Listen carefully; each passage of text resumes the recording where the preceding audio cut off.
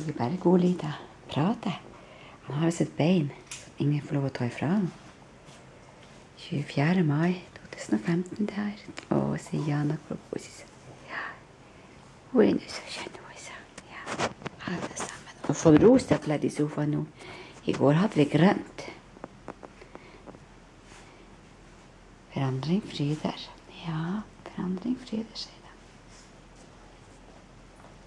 Men det er godt å skifte litt. Ja, det er godt å skifte litt. Alva, vil du se litt på oss?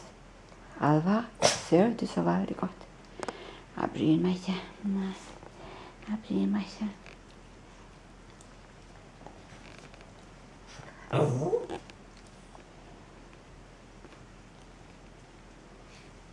Kiko. Har du bein nå, Jana? Ja, det har du. Ja, har du bein? Fine, Jana.